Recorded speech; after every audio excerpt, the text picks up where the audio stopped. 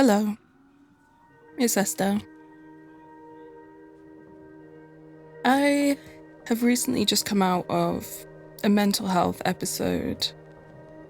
It started off as an extreme high and eventually led into an extreme low. I've struggled to do much, get out the house.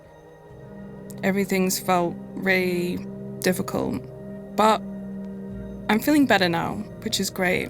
I'm also realizing how difficult everything really was.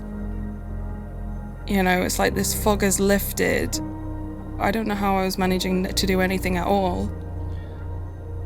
I'm constantly trying to figure out, like, how can I not go into another one of these episodes?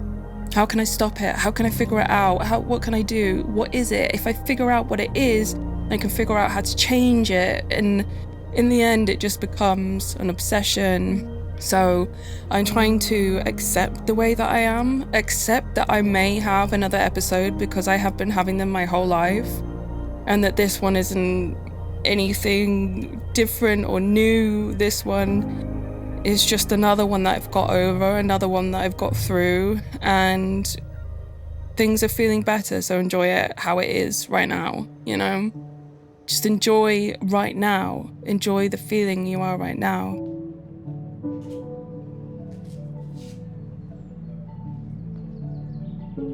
Mental illness really does take away your ability to think clearly. The brain drives every single thing you do, every single thing you think.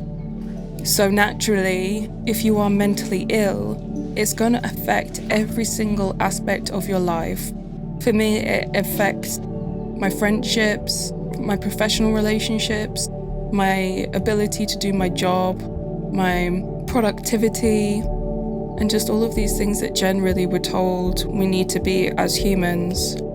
The society we live in today is so focused on productivity. It's so focused on making yourself a valuable asset to the ever-working cogs of a capitalist society. I'm thinking, were we always like this? Have we always been this way as humans? Because something's not right. Like, it doesn't feel right to be this way. You know, if we go way back to basics, to early humans, we would have lived in communities where we all have our individual strengths and we didn't monetize them. We used them to bring a benefit to our community.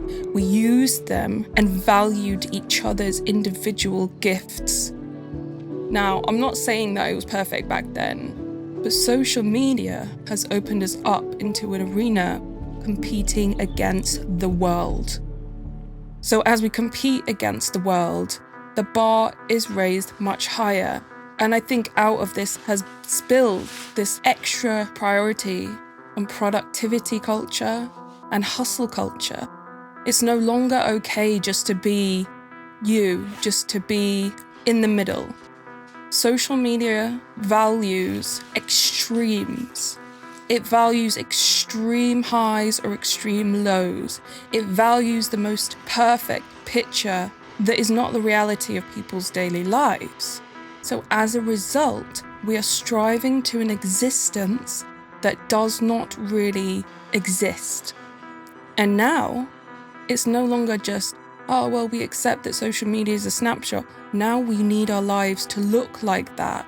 Now we need our lives to actually be like that.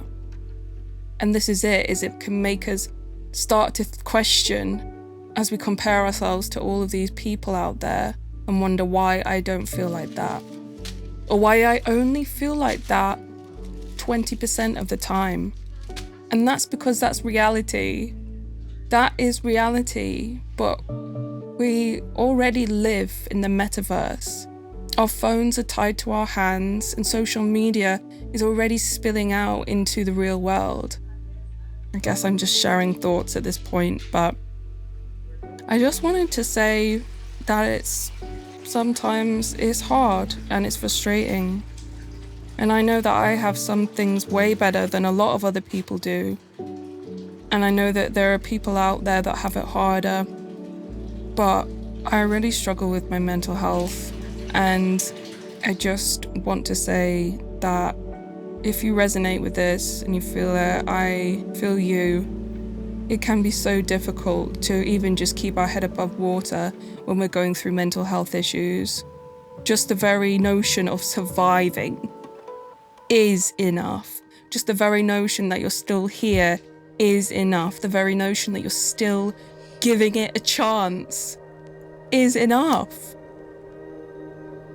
And sometimes I need to remind myself of that. And I come out of a depressive episode, I'm like, right, I need to try and fit in twice as much in half as much of the time, because I've missed out in the last month or 2 months. I haven't been able to do anything. So now I need to catch up, and then this leads to burnout, and then we become depressed again.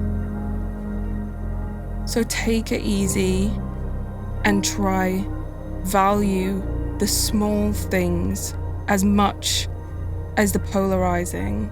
Take joy and pleasure in the tiny things and realize that that is enough. It really is. I know it's really difficult, and yeah, I hope you guys are all okay. Let me know if you feel me. Thank you for being here. Esther.